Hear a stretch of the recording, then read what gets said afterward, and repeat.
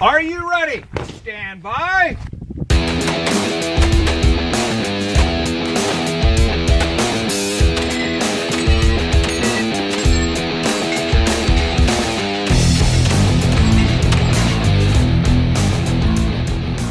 Welcome to the Three Gun Show. I'm your host, Dave Hartman, and this is the first in a series of Match Recon podcasts. The first one, in this first one, I tell you about how we came up with the criteria for the Recon. Then we get into the 2017 Three Gun Nation Southwestern Regional, so you will know how to prepare for the next one. With me this week is Three Gun Show creative consultant Wade Jones. Wade, how you doing? Doing good, Dave. How are you, buddy? I'm a little sick, I'll be honest. I was going to say fantastic, but I'm a little sick. I think I either contracted something or picked up something out on the range that this match was at. And so a little lightheaded from the Mucinex and got a little bit of a frog in my throat. But other than that, just peachy. Suboptimal, but you're all right. Yep, pushing through it for doing it for the show, right? Right. Wade, if you're like me, and I know you are, you like wearing T-shirts. Yeah, for sure. I've got about 800 of them. Yeah, I do too. Actually, the T-shirts that we wore at the 2017 SHOT Show, they're now for sale. Excellent. Yeah, so with colors. With colors this time, yeah. This is the first time we've done multiple colors of things.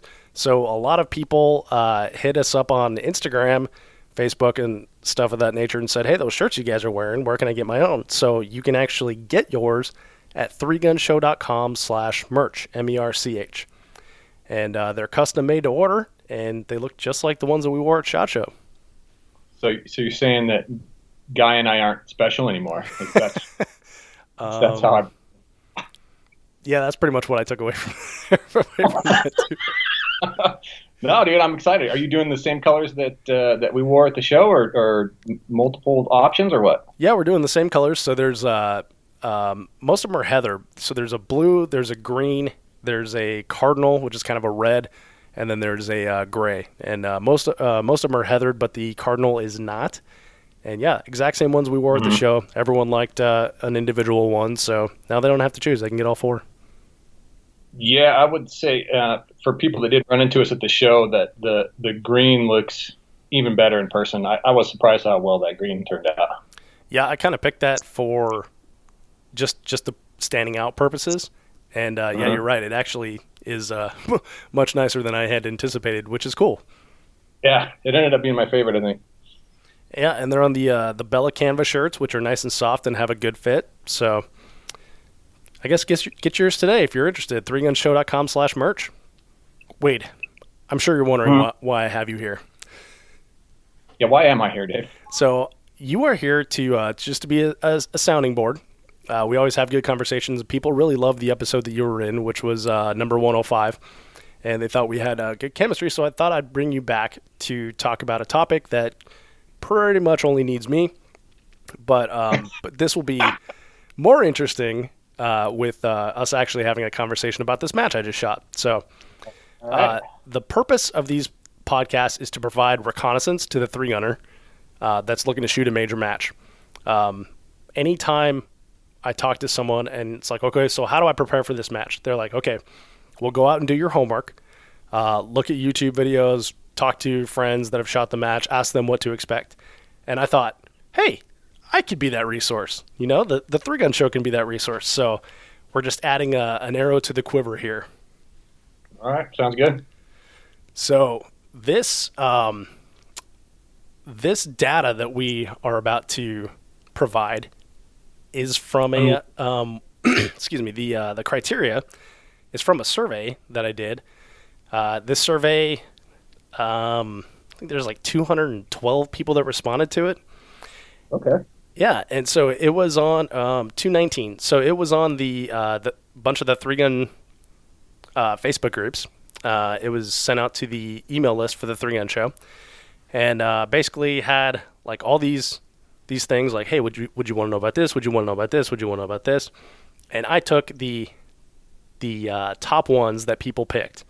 And so basically I went through and said anything that 20% of the people want to know about, which is significant. It's like 45 people in that sample. anything that 20% of the people want to know about, I'm going to go ahead and include it. So I'm going to start at the bottom here, and I'm going to quickly give you the ones that people didn't really care about and tell you about these. So the least popular one was the weather, because, that changes all the time, right? Sure. And then second least popular, sign up and squatting, which makes me think that we, as a community with Practice Score, have that problem solved. Yeah. This one surprised me. Safety. Only 5.4% said they wanted to know about the safety. And I thought about that for a while, and I think that's because we, as three gunners, work to a very strict set of rules. That So how did you posit that question? Like as RO, like safety, like command safety, or is it just overall safety at the match? overall safety of the match. Okay. And then their 10% chose to supply an answer of their own, which you'll get into in a minute here. 14% were interested in shooter demographics, like what region they're from, are they in the top 100, etc. 16% said they were interested in housing availability in relation to range location, which I'm pretty excited that one didn't make it because I didn't want to do that research. And then, I mean, that's research you got to do on your own anyway, right? Yeah, well, so that brings us to another one you got to do on your own. The surrounding area, is there anything cool to do? Okay, so now we're getting into the part that people care about. So 20% said they want to know about the staff. How are the staff? How do they treat shooters, etc. 22% said that they were interested in pre-communication. Let me stop you real quick on the Sure. staff thing, just out of curiosity. Is that would be something that would change as well, or is that pretty static at these type of events? So, excuse me, that is that definitely changes from match to match and venue to venue. Granted, you see, for RO staff, you see a lot of those same people in same matches or different areas around the country, because a lot of ROs are really generous with their time and will go to multiple matches to RO. Now with 3 Gun Nation, you see same range master, you see same sign-in staff, general manager, etc. So, but you're not going to see between outlaw matches, you're not going to see a lot of the same people as far as like range master and match director, stuff like that. Okay, so stuff on that is probably going to be more about a reflection of the match director and how he controls the staff, I guess. Huh? Yeah, pretty much. Okay. So so then 22% was pre-communication. Do you receive information about what to expect at the match or any other pertinent information? 23% is venue. That one's kind of a subjective one, but I kind of threw in some objective things of ease of access, creative use of facility, etc. 24% wanted to know funny things that happen at a match. Interesting. Yeah. Which I feel like I would talk about anyway, but that's cool. Another 24% were interested in logistics, such as check-ins, scoring, prize table walk, etc. 26% were interested in the schedule. Is it a half-day shoot? Do you shoot all day? How many days do you shoot? 35% wanted to know the farthest shot and or the number of long-range targets. So you from kind of these 22 to 26%, and then boom up to 35%. So that's a pretty big hop from the last 5%. Yeah, and so kind of the way I figure it is like these like top 6 or 7 here. These are things that people really want to know before they decide to commit their dollars to shooting a match. Sure. Like, what's it going to be like? What do I need to prepare for? Is it the flavor that I want? So, so above that one, 38% cost. What's the match fee? 44% fun factor. That seems like a highly subjective. Yeah, it is highly subjective, and might hurt some feelings on it somewhere down the line here. But the point of this is to put out good information and not necessarily to tear anyone down. So hopefully everyone takes this in the spirit in which it's intended. Well, I mean, it's going to be kind of your opinion of fun, right? I suppose. Yeah, I think so. Or maybe a polling of a few You're fun. people. So kind of the general mood, I guess I would say.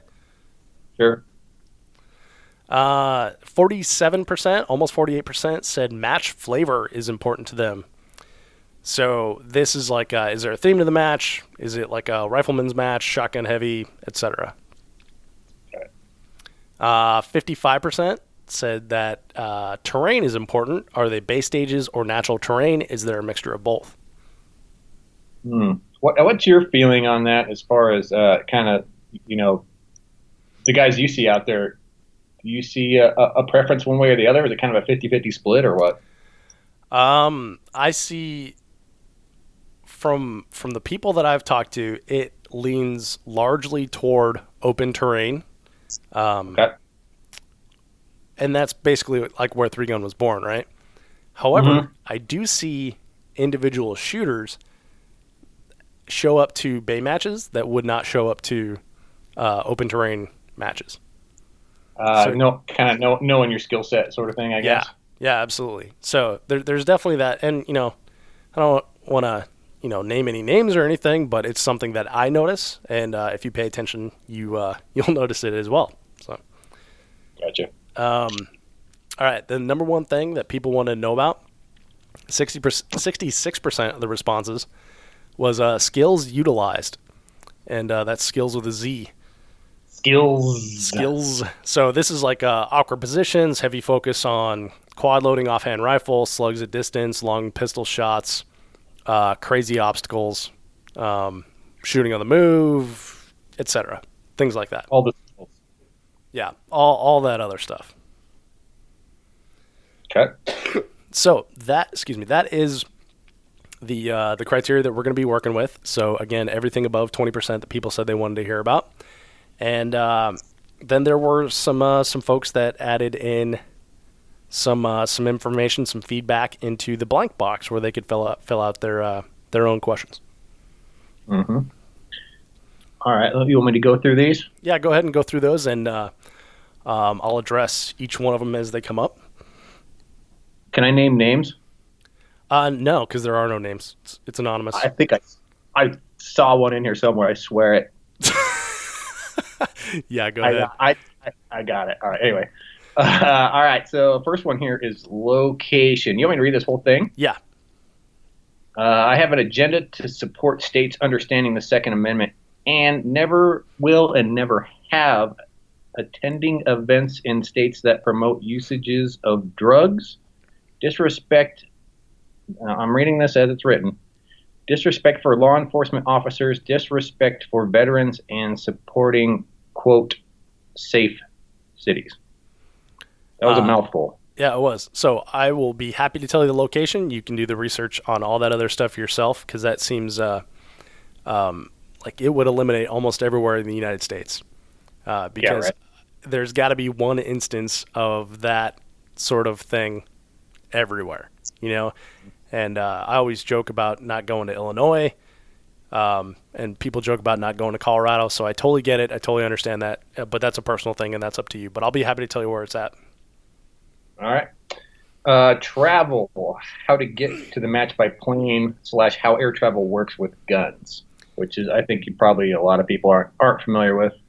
Yeah, so that's a good topic outside of the scope of what we're trying to accomplish here, but that definitely gives me an idea for a future podcast or future video. So thank you. Okay. This guy says it wouldn't let me check every box. That is correct. You were only given 5 selections, and that made you have to choose which ones were most important to you. They're all important, Dave. All of them. That's what a lot of people said, and I understand that. It makes it really hard. All right. Specialized gear, capitalized S, capitalized G, just so you know. Needed or helpful to competitors at that match if applicable. So that one I will try very hard on. It's interesting because everything we use is specialized. So specialized gear, could mean shell caddies, it could mean a sling, etc. So I'll try on that one. And if you have any clarification on that for whoever filled it out, you can go ahead and email me, and I'll be happy to address it more clearly. Okay, here's one. If you did a little shout out for sponsor-related things, that would be awesome, i.e. how were the sponsors represented? Were their banners up, and where were they announced at the beginning of the stages or at the award ceremony? As a sponsor, we know which matches everyone wants slots for, but sometimes we hear through the grapevine that some matches are amazing at promoting the sponsors, and some matches are terrible, even though they promised, quote-unquote, lots of advertising when requesting donations. I think you give a fair, unbiased impression on those things. I would be happy to address that individually, like one-on-one. That's not necessarily within the spirit of what I'm trying to accomplish here. I'm more of coming from like a shooter perspective. But if you have questions on that, you can email me anytime. It's dave@threegunshow.com, and happy to give you my impression on it. Okay.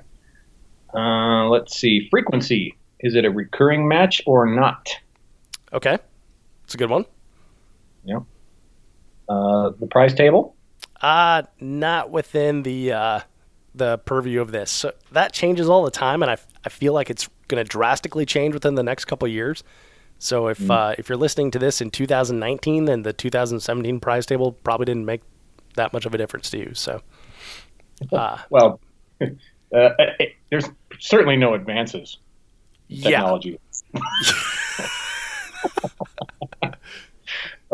Okay. Still a table. I'm sorry. Go ahead. I said it's still a table. Yeah. Sorry. Yeah. There were gun parts on it. What sets it apart from other matches? Something only that match has or is famous for? That's a good one. I like it, and that will be within the content as well. So I'll definitely keep that one in mind. That's kind of like your part of your match flavor. Yeah, absolutely. Let's see. Sorry, I lost my time versus points match. Yep, I included that in there. We'll be good. Is heavy metal allowed? I decided to list the divisions, so that will be included in there. Okay. Shotgun stuff, birdshot, ? Buck, slug, distances. Will my Remington Model 11 work? So, not sure what a Remington Model 11 is. I know 1100. Is that the same thing? It's the shorter one. Oh, okay. Then no, it won't work. No, it was about 9,000 or 900 models before the 1100. Oh. I would say run what you brung, but yeah, okay. That's good. Good information, and yeah, I'll include that in the recon here. Oh man! This is a personal slight. I'd like to know how many exposed sapling stumps there are. I'm sure you'll find them for us. I will find them for you, and that was not a sapling. That was a mature tree. It was very large. For those practice score or not. For those wondering about the sapling, I did fall on a stump about the size of a 2011 magazine at the 2016 Blue Ridge match. Unfortunately, lost my pistol and was DQ'd. Very spectacular video. It's on the Facebook page, and still taking heat for it, which is kind of fun. Practice score or not? Okay, no problem. Is it capital hard? HARD. All right. Difficulty. No problem. Let's see. Probably hard to accomplish due to hurting feelings. So long as you are honest, I think this would be great. One thing to consider is the demographic that shoots the match. So events tend to draw the douchier, is that a word? And USPSA types. Three-gun outlaw guys are generally more down-to-earth, good dudes. I gotcha. So, yeah, I could see how that one would hurt feelings. I will tell you who the winners of each division were, and then if you want to dig into that further, I would just suggest looking it up in Practice Score and checking it out. Yeah, draw your own conclusions from there. Yeah. I would like to have a better list of matches so I could register and not be waitlisted all the time. I would too. That I think is beyond my skill set. However, Practice Score is working on a calendar, which I am eagerly awaiting. So we will all look forward to that. Okay. The rule set. Oh, I must have not read that one. That's important. Yes, sounds good. Okay. Uh, I only said I wouldn't listen because I never listen, but I'll pick what I would find most important. All right. Would you like me to read that again? No, I understood. Once it's enough. Okay. This one kind of goes back to their one, maybe sponsors and sponsor packages. Yeah, I think kind of covered that. yeah, we got that. Will Dave be there? Interesting. Well, so since this is a reconnaissance of a match I've already shot, yes, if you consider that Maybe. there is no linear time, then yes, Dave will be there. Dave is there now. Dave is there now. Dave has always been there. Dave will always be there. Will Will Three Gun Lou be there to do autographs? It's hard to tell. Hard to tell. All right. We'll to be decided. To be decided. Yep. Okay. So got that one there. So let's get into this. The match that I shot was the 2017 Three Gun Nation Southwestern Regional, which was March 3rd, 4th, and 5th at the Cawthorn Cartridge Club in Navasota, Texas, which is near College Station. It was a total time match, time plus penalties. The rule set was Three Gun Nation rules. Some quick stats about it. It was a 2-day match, half-day format, and due to the number of shooters, there were only morning squads with 2 afternoon-only squads, which were added in later when the AMU signed up. So usually you go morning on the first day, afternoon on the second day, or afternoon on the first day and morning on the second day. But this, they just, because of the number of squads, they just did morning, and then they added 2 afternoon squads later. So that's because kind of a low turnout deal, or Yeah, so that's up on the next one here, but I can skip it. So that there was 169 shooters that signed up, on 158 finished the match. okay, So, gotcha. so yeah, that is like a little bit lower. I would expect capacity wise they'd be able to handle at least 100 more people. Hmm. The match fee was $275 to walk the prize table, or $150 for trophy only, which is a new option that Three Gun Nation has added this year, which is kind of cool if you're on a super budget. Yeah, I was going to say I wasn't familiar with that type of thing.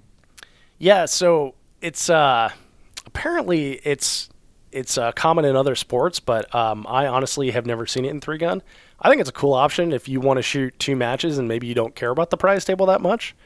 If you like already have all the gear you need, or Yeah, or you know that there's no way you're going to be walking that prize table like me.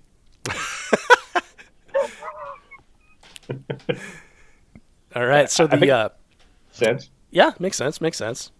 So division winners in factory division, Adam Maxwell, who was on my squad and was just recently on the Three Gun show.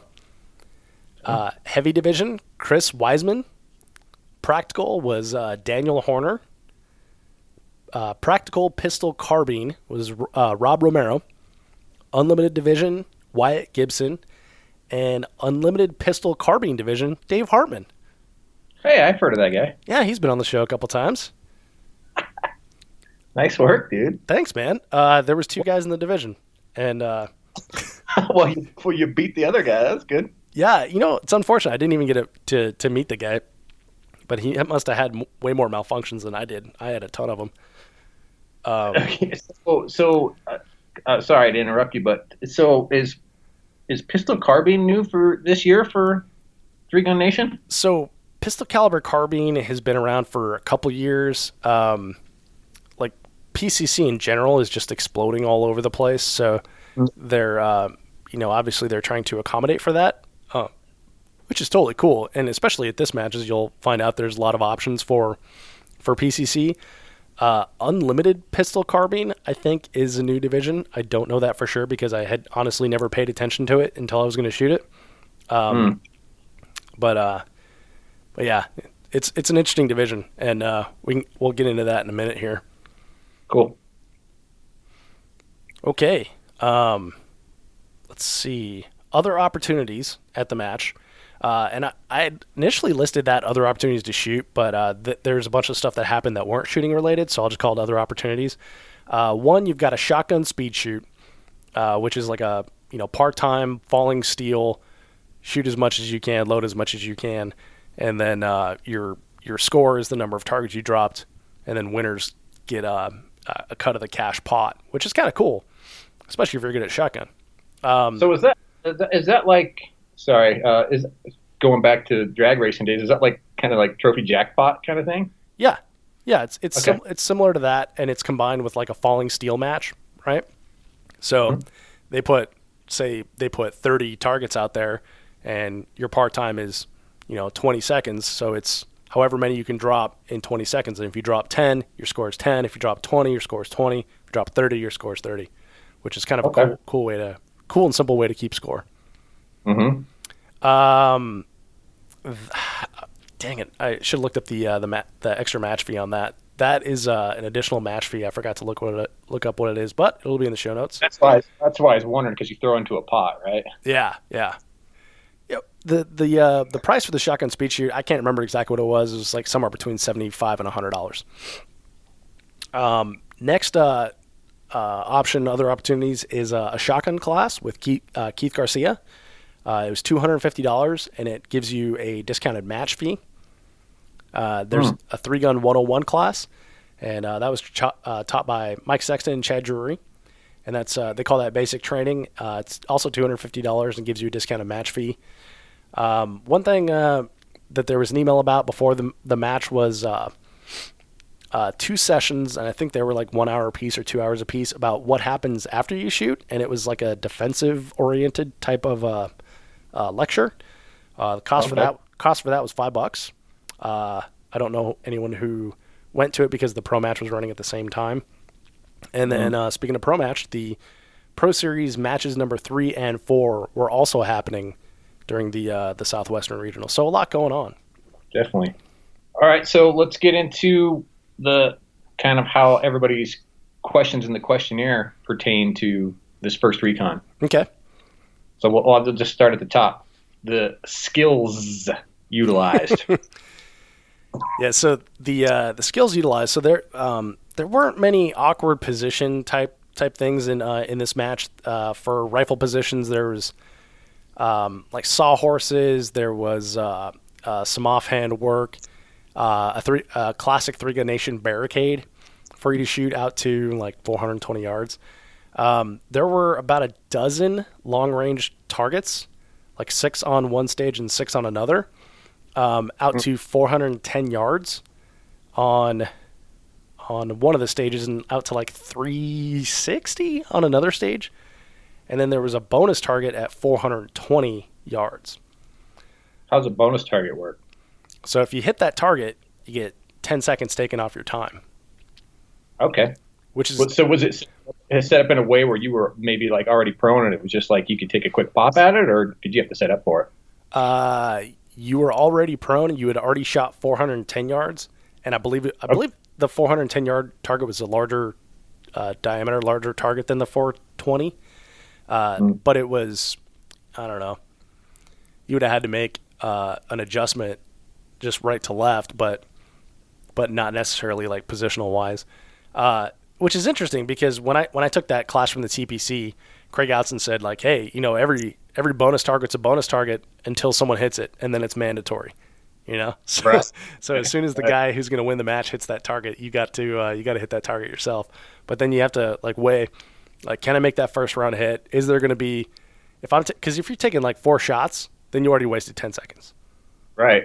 So it's kind of a, know your skills and know your ammo, and hopefully it's not windy when you're out there and stuff like that. So it's a gamble. Mm-hmm. All right, so longest slug target was about 80 yards, maybe 75 yards, and it was on a pretty generous target, probably 16 to 18 inches in diameter. Maybe even bigger than that.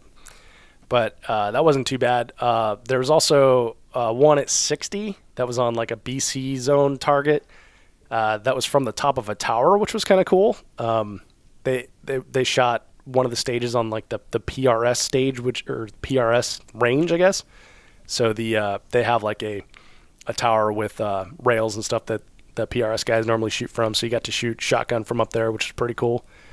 And then, you take that slug shot, and then there was clays, or not clays, but what's it called? Steel targets with a bird shot to follow that. Okay, cool. And then, is there a clock on the top of that tower? I'm sorry. Did you say, is there a clock on the top of the tower? Yeah, that's exactly what I did. So there were 2 offhand rifle plate racks, and right. one in one bay and one in another bay.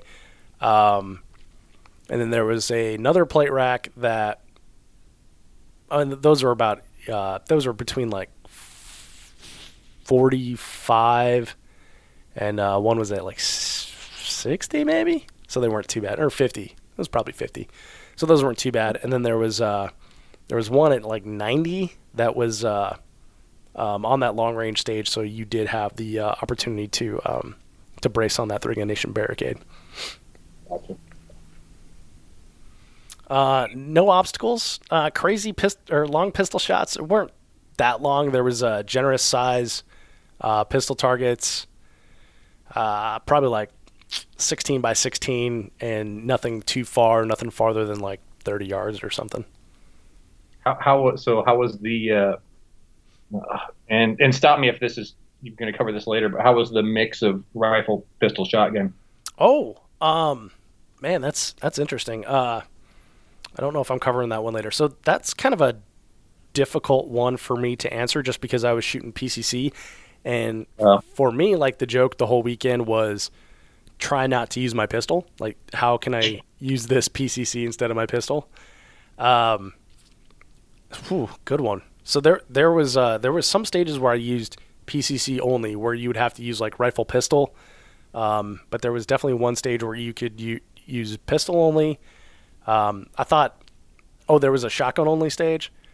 I would say a good mix, and a good mix is like, very non-descriptive, but maybe I'll do percentages in the future or something like that. But that's a good question.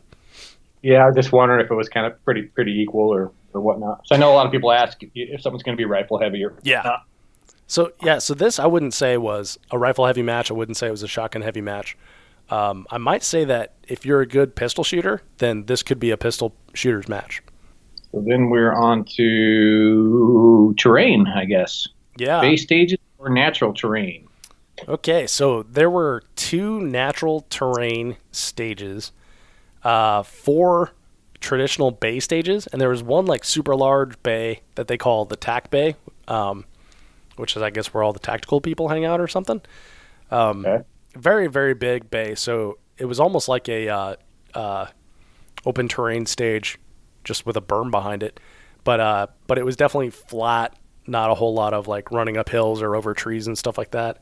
And in fact, there was only one stage that was like that. You're running down a hill, having to dodge holes and twigs and stuff. Luckily for me, right? But yeah, right. And that was one of the long range stages. The other long range stage that was by where the PRS guys hang out, that was like nice flat manicured grass in the pretty much like 30 yards that we ran. So this I would call a mixture of base stages and natural terrain. Oh, I forgot my favorite. So there's one shotgun only jungle run and a spot that they had just cleared, which is totally cool that they cleared this giant path for the jungle run right before the match, which is cool. So how were the targets pretty obscured then, with it being freshly cleared, or no? No, they did a good job of mowing in the areas of the targets, and by the time we had got there had already been like 3 squads before us, and they have a way of clearing there's 5 squads before us, so they have a way of clearing the path with shotgun shells, right? So right. if you can see a steel target, someone's going to shoot it, and it may be... What were those goofy shotgun rounds called? The flechettes? Oh, yeah, the flechette. What? I'm trying to remember what they are. It's like wad cutters like or something? Darts or something. Or there was I think there was like a bolo round or something too. It was supposed to clear vegetation. I will look for those next time. But I digress. Right. So, what was the I guess this is kind of what I was talking about before. What was the match flavor? Was there a theme to this? Yeah, so I wouldn't say theme. Match flavor, I would say definitely very Three Gun Nation, and Three Gun Nation's cool in the fact that when you go to the match, it definitely looks like an event, not just like, hey, we dragged everything out so you can shoot it. So when you walk stages, all the barricades, all the foot faults, and the walls and everything, they're freshly painted. All the targets are freshly painted. They actually have lines that show you which way to reset those targets, so you don't just like, oh, I guess I aim it toward the shooter, Oh, gotcha. Excuse me. So it's, trying to get the same presentation for everyone. So I like that part of it. Now, after the first day when it rained, it's, soggy, muddy mess. Paint's coming off everywhere. And, they do the best they can. But then the weather has to has to cooperate as well. So Yeah. other than that, like I said, the guys that design the stages are Mike Whitesides and Lan Win, and they run Dissident Arms, and they run a Dissident Arms match at that range. So they're familiar. They're familiar with all their bays. They're familiar with like their natural terrain capabilities and everything. So they know what type of things that they can design. And I know that these guys train with Max Michel, and they train a lot of pistols. So a lot of fast movement, a lot of steel targets close together, a lot of paper targets close together that you could catch on the move. So if you're good at shooting on the move, you're good with shooting on the move with your pistol, then this was like a dream for you. Same thing with PCC. Not necessarily for rifle in a lot of situations, but definitely with the pistol. So that's what I mean when I say if I had to choose, I would say that this would be like a pistol shooters match. But me shooting PCC, it was it was a carbine match. Right. So like close together targets and pretty close up as well. Yeah. Well, and then you would have a mixture on another stage of targets that were farther out, so you had to take your time. So there were targets farther out. You're shooting, taking your time, then close in stuff that you can hose. So nice mixture of both. Now, those two long range stages I was telling you about, those were designed as 2-gun stages. Like one was a shotgun rifle and one was a rifle pistol. And the reason being, reset is much easier when you do that and you cover a lot of ground. So then you can, clear stuff and reset the targets and everything a lot quicker. Cool. So yeah, shooting on the move, and possibly if I'm forced to claim one gun, I would say pistol. All right. Let's see here. Next up, how about Dave's? I'm gonna go ahead and rename this to Dave's Fun Factor. All right. Well, I actually had a blast shooting this match. It was a lot of fun, mostly because I had a great squad. I had a lot of problems with the PCCs I was shooting, and ammo related, weather related, whatever. So I didn't really take a shining to PCC right away. But well, you don't actually own one, right? Did you borrow one? Yeah, I borrowed them. So let me tell you the whole story, Wade. Okay, yeah, go ahead. Okay, so Three Gun Nation announces that because Dissident Arms, which is Mike and Lan, because they are a shotgun manufacturer and they sell modified box-fed shotguns, obviously for open division, that they're going to add this unlimited PCC division. And if they get 3 shooters, then it'll be a trophy match. But if they get 5 shooters, then it'll be a prize table walk. So one of the guys that was shooting the match said, hey, let's try to get enough people for a prize table walk in this, and we need some people to switch division, blah, blah, blah. It'll be fun and everything. And I was like, well, if I could borrow a PCC, I'll do it.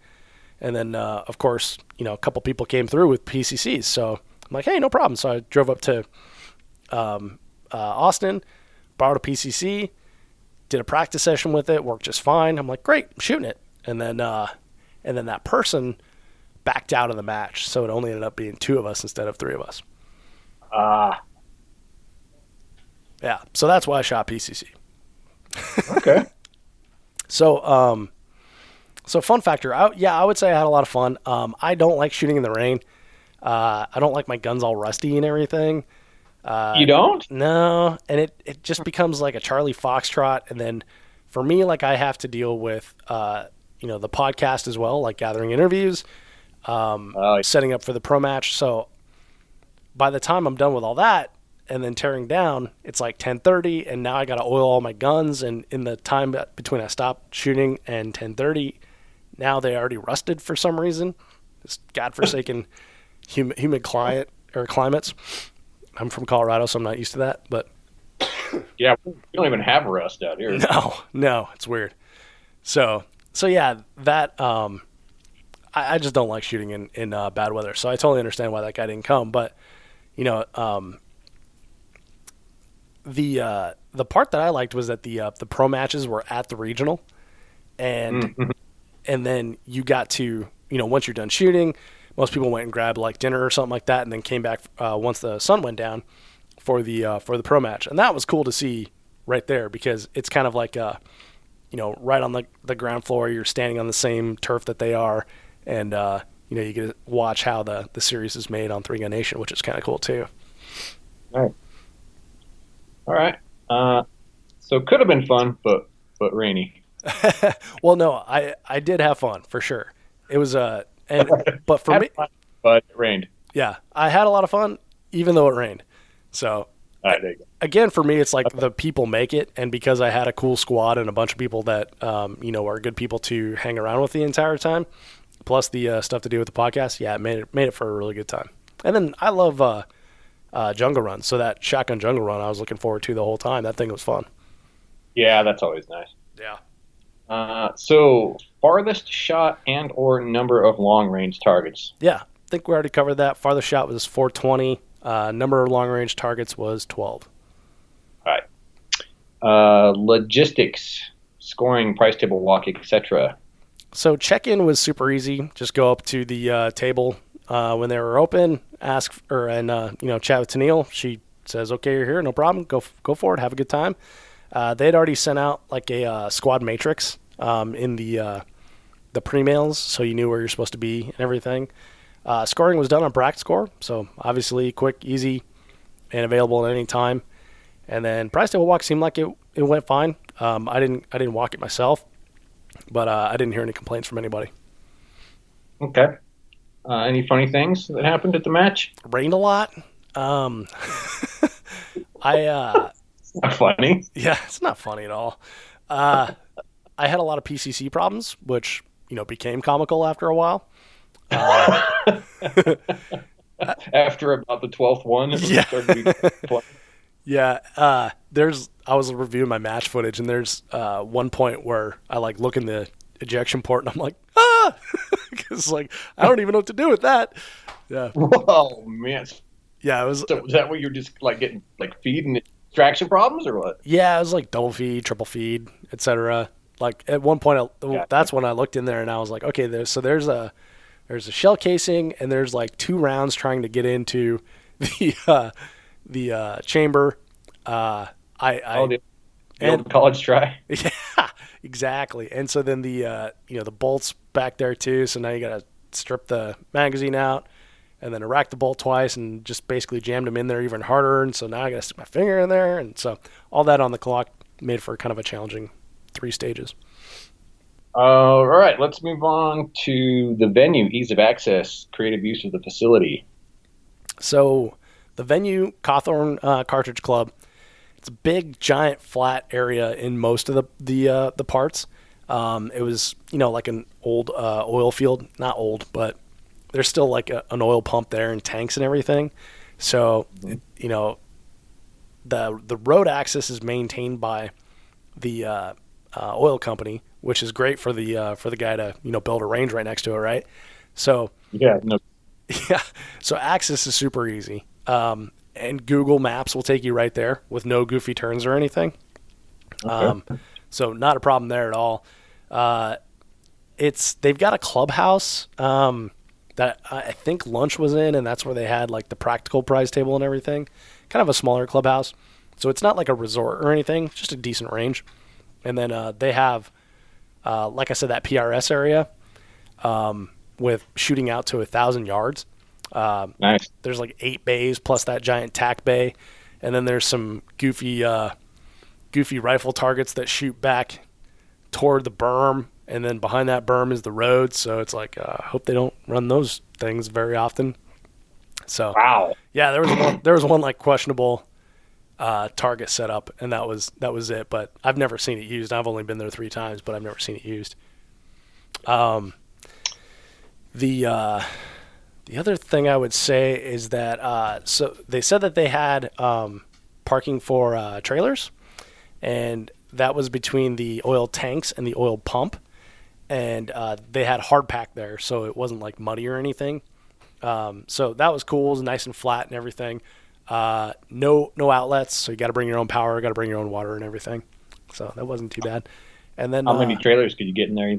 The way we parked, we could get 3 in there. But if you actually put some thought into it, Parked like a dick. Yeah. Well. So when I parked, it was dark, and so I was just basically like trying not to fall in a hole. And then when I woke up, I was like, that's good enough. And then I don't know. We could have done a better job and bid better neighbors to everyone, but I think we got 3 in there, and you could probably get like 12 in there. Parking horizontal in the vertical spots. Yeah, pretty much. It was like Tetris when you screw up and you get like the one long piece sideways hanging off of a 2x. Awesome. All right. Pre-com. Receive info about what to expect and all that good stuff before the match. Yeah, so multiple emails before the match, all telling you, what to expect and everything, when registration is, when the range opens. Here's one interesting thing. The range opens 3:00, and then you got to be pretty much done walking stages by 6. So you get like 3 hours to walk 8 stages, and that's common in 3 Gun Nation because they kind of try to truncate the RO shoot, so they're spending a day less on the match, which I understand for like logistical purposes, but that becomes a pain in the butt when you have like complicated stages and you have to walk all of them. So I'm not a huge fan of that. It didn't matter in this particular one, just because there was no afternoon squad, so you could walk for Sunday on Saturday. Well, there was 2 squads, but they're only taking up a small portion of it. So, but that's a 3 Gun Nation thing. Not a huge fan of that, but you just deal with it. But you have to know that going into it, and I didn't know that in my first 3 Gun Nation match. So they had already sent out the squad matrix beforehand too, so you know each day what stage you're going to start on. So that was all good. And then the funny thing that I always find is in every, I would say most, a large amount of emails I receive from match staff will tell you, whether or not you need a sling. And if they don't tell you, someone always asks. Okay. And I mean, I can understand that from like a practice standpoint, but from like a bringing everything you need to a match, if a sling weighed 14 pounds, I could see asking that. But a sling can be bundled up and stuffed inside your socks. A sling is so small. You should always have your sling, right? Yeah, I mean, I guess. And maybe my perspective is different because I, literally bring everything I have to the range because... Yeah. But it's not like you said, it's like a sling is putting you out. Yeah. Well, and maybe if you don't own a sling, it's putting you out. But... Okay, gotcha. Yeah. I don't know. I'm still trying to figure that one out. But I just thought it was interesting because I've seen that in multiple pre-match emails. And... yeah, if they don't say it, someone always asks. But a sling seems so small in relation to everything else. I think the rule here is to keep a sling in your range bag, and then you're good to go. Yeah, and then if you do need a sling and no one else brought theirs, you become the most popular guy on your squad. Yes. cool sling guy. All Slingster. right. They'll call you Slingster. Slinky. The last question here is about the staff. How was staffing there, and was everybody cool? Yep, staff was great. As usual, I've gone to like three Gun Nation matches, three, maybe four, 3 Gun Nation matches before. So, I know a lot of I know all the like hired staff, right? And I know a lot of the ROs and everything. And once you've shot a lot of matches, you kind of see a lot of the same ROs again and again. So, which is cool because you're like, hey, that type of thing. I will say that they kept everything running really well, even though there was inclement weather. There was one stage that my squad shot, and it was just sloppy mud, just caked in mud, getting on your shoes, and so your shoes are like 14 pounds, and now you're like, oh, you have the pancake. Yeah, the mud cake, right? And so then so you're mud on mud, and so you're slipping all over the place, and then you're dealing with that, and then one of your shoes loses mud, and now it weighs 1 pound, and the other one still weighs 14 pounds, that sort of thing. And then later on, after we had shot before the afternoon squads, which happened to be the AMU, they came down and threw hay on there, which is a brilliant idea. Would never have thought putting hay on there. And we kind of joked that it would make adobe at some point, and they would be able to build houses. But I've seen that at the obstacle races too. They'll throw hay down there, and it's kind of a mixed bag when it starts to muck up again. But. Yeah. So the next day we shot the shotgun jungle run. So we benefited from that on one stage, didn't benefit from it on another. So on that first one, I was going to say I would like to complain that, was not fair because we shot in the muck and everything. But other people were shooting in different conditions, and the dude on my squad won factory division, so it wasn't the hay, it wasn't the mud, it's just being better. Yeah.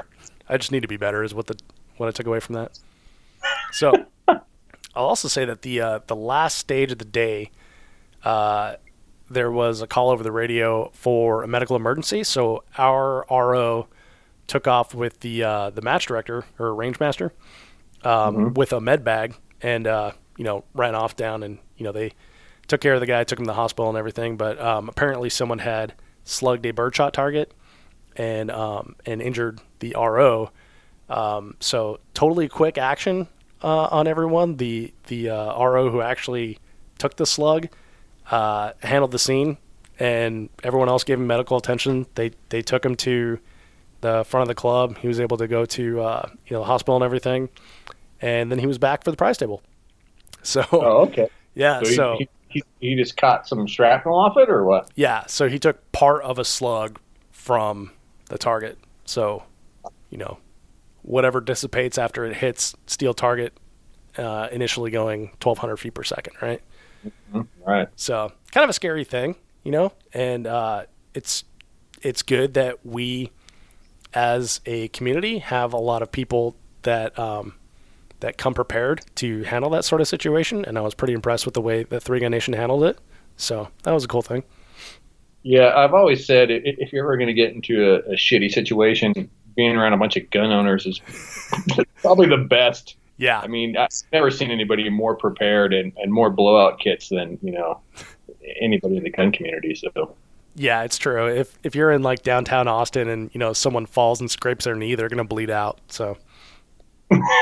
Yeah, exactly. After 700 people walk past them. Yeah, exactly. And record it on Instagram Live or take a selfie. I'm gonna ask you my question. Yeah, what's up, man? What was your single favorite highlight of the match? Or you can pick a couple if you got a tie. Oh man, I'll be honest. I didn't have that great of a match. And then, you won your division, Dave. Well, I can't say that enough without making the other guy sound like a douche. And I'm sorry, whomever you are, but like I had a pretty bad match. It was very discouraging. The first 3 stages of the day went terrible, but because of the squad that I had and the attitudes of the people around me, it didn't really affect me. So I would say that that my squad seriously was the highlight of it for me. Bunch of cool people, bunch of cool young people that are like guys to watch in the future here as 3 Gun progresses, which is cool. So yeah, I would say that the highlight would be my squad. Cool. No, Low light. You want to hear low light? Oh yeah. Let me follow it up. What was the worst part? Shooting PCC. Oh, really? Yeah. Oh, you just because of the mouths or what? Yeah, because of the mouths and the problems. It was something totally fun to do, and the reason that I did it is because a lot of people talk about PCC in the 3 Gun community, and I don't personally have experience in it. And because of what I do, I feel like I need experience in it because a lot of people in my audience are into that, right? So yeah, it's definitely like kind of an up and coming thing, right? Yeah, it's super popular right now. So I would say that I probably won't shoot PCC again in a 3 Gun match, but maybe I would shoot PCC at like a dedicated PCC match or maybe a pistol match where there's other people shooting PCC there. So I could see that being fun. But yeah, I would need, a bunch more time behind it. Well, so let me ask you this, because I remember we talked about this before. You were asking me what I thought about pistol carbines, and I said I had one way back in the day that used freaking Sten mags on, which was ridiculous. and it functioned good and it was fine. Loading the mags was ridiculous, but to me it was kind of meh. I thought it was fine, but I kind of liked shooting pistol better. Was that your feeling on it, or was it just because you didn't have like a dialed in carbine?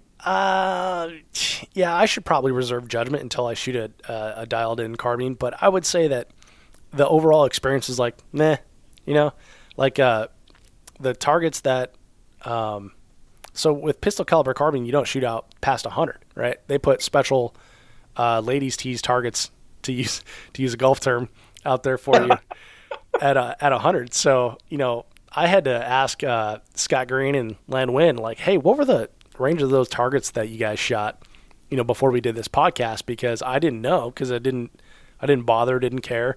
And I was talking to Scott about that, and I was saying that I missed shooting those long range targets because last year I spent a ton of time on my rifle. I have it dialed in the way I like it. My scope is, I've got a good dope. I've got good ammo. So I feel like I'm, getting better at the rifle. And then to not be able to shoot those targets and say, hey, look at me, I am good at the rifle, for me it was kind of a bummer, right? However, for new people, that might be a good thing, right? Because long range rifle is one of the more difficult things you can do, especially when we were shooting there in Texas, because we're shooting from a tree cover position on a hill, and then there's this big drop off, and then you could see the grass moving out there. You're like, wow, that's kind of windy out there. So yeah.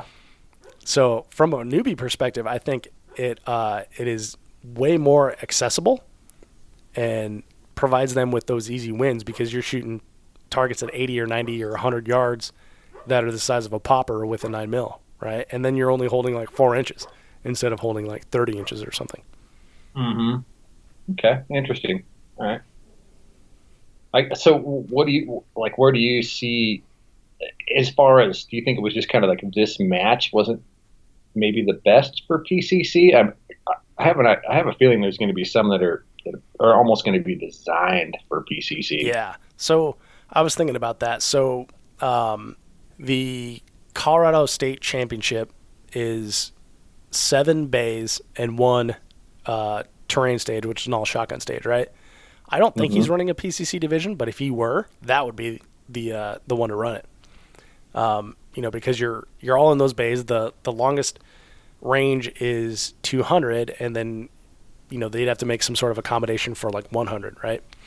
So that would be the match to shoot it at. The old Three Gun Nation base stages at USSA in Oklahoma, that would be ideal for it because they didn't shoot very far out there either because they were filming it for a television show, right? Oh, sure, yeah. It'll be interesting to see how it evolves this year. Yeah, can you hear Parker barking in his sleep? Is that what he's doing? I thought I heard something. Yeah, hang on, let me go wake him up. Parker. Yeah, he was like barking and growling in his sleep.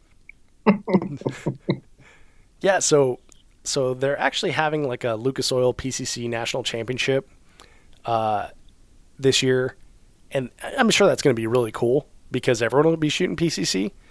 But in this one, it just kind of felt like I was trying to not use my pistol the entire match, and there was a lot. Yeah, of, I was say you got to find it like you got to make it so it's like why do I even have a pistol? Yeah, and they did that. Three Gun Nation did that by saying, okay, these targets here you have to shoot with your pistol, but that's dumb, right? So That's the whole point of PCC is the option targets, right? Yeah, exactly. So it's like, well, the only thing that makes that target different than the one to the left of it is you said now I have to engage that one with a PCC. Like they're both paper targets, they're both the same size, they're both the same diameter, distance. They're both same distance. But now you said I have to use my pistol on that one instead of my PCC or my rifle.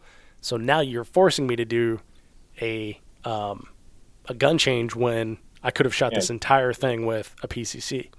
So that part was kind of a bummer, but like I mean, I guess I understand why. No, I'll say I don't understand. That was dumb. But I would say I don't understand because you're in a different class. So what does it matter? Exactly. Yeah, absolutely does not matter. So if my opinion is like if it's safe to shoot with PCC, then why have it with pistol? Now with shotgun, they can force you to transition to your shotgun by putting clay targets out there because you can't shoot clay targets with a PCC. Well, I can. Well, the rules do not allow you to shoot clay targets with a PCC. Let me rephrase that. But so that's another good point there, Wade, is that I really like shooting shotgun. That's my favorite of the three guns. So there were many, many, many targets that I shot with the PCC that I would have shot with a shotgun. And yeah, so there was definitely, I don't know. I think it's interesting. I don't know if I like it yet. Maybe in a different context, Yeah, I don't think that was probably the best match to cut your teeth on. Yeah, probably not. But I think probably. And if you had built your own rifle and were super excited about it, oh yeah, it might be too. Well, yeah, that's a good point. Or if I had like a JP rifle or a 6-hour MPX that was dedicated 9mm. So, I mean, yeah, that makes sense, and maybe I should give it another try. But probably like a local pistol match. I think that would make more sense. Yeah, for sure. Yeah, but anyway, we'll see. So, if you think I'm full of shit, because I don't like PCC, let me know. Respond to the comments at 3Gun Show. Yep, 3gunshow.com. So that is the 2017 Three Gun Nation Southwestern Regional, and if you're looking to shoot the Three Gun Nation Southwestern Regional in the future, and they're having it at the same range, which is the Cawthorn Cartridge Club, this is likely what you can expect from it. So if you have any questions or anything, you can put questions in the comments at 3gunshow.com, and this will be on the Match Recon tab. Wade, hey, thanks for being a part of this, man. Thanks for being a sounding board for me. Yeah, thanks for having me, Dave. It was fun. Yeah, good times, man. We'll see you.